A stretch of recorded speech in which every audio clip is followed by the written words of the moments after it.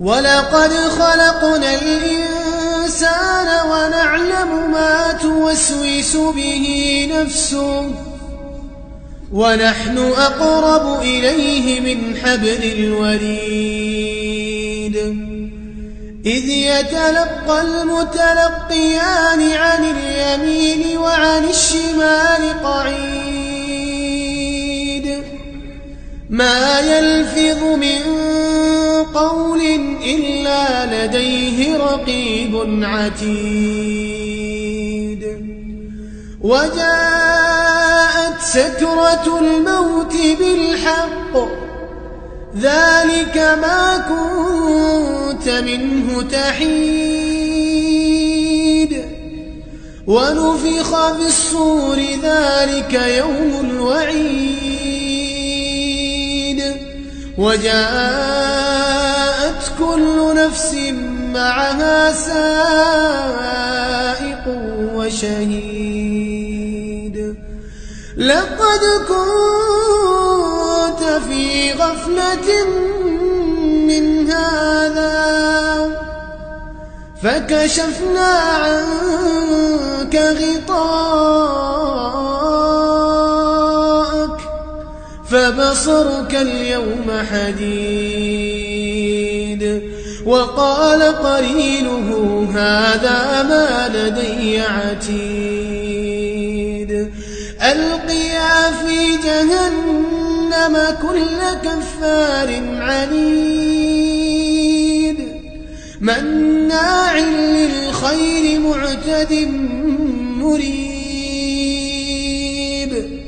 الذي جعل مع الله إلها آخر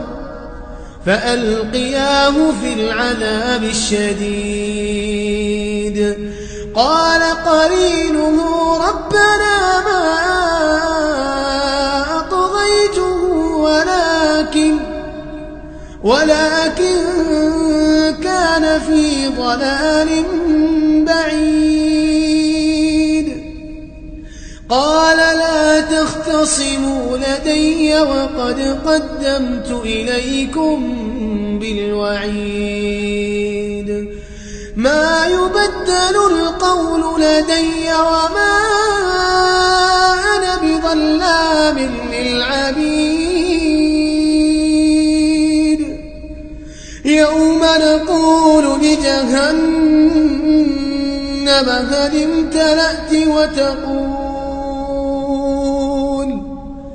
يوم نقول لجهنم هل امتلأت وتقول هل من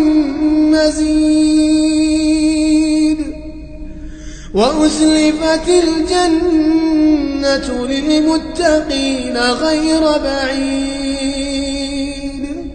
هذا ما توعدون لكل أواب حفيظ من خشي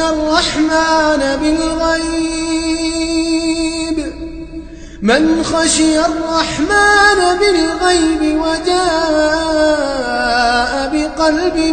منيب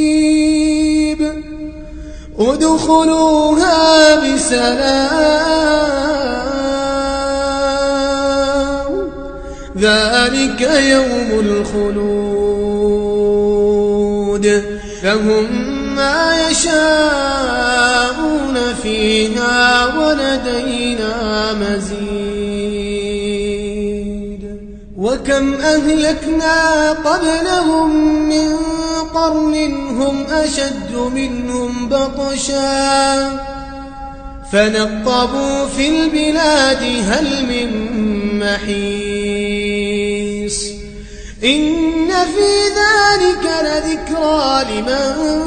كان له قلب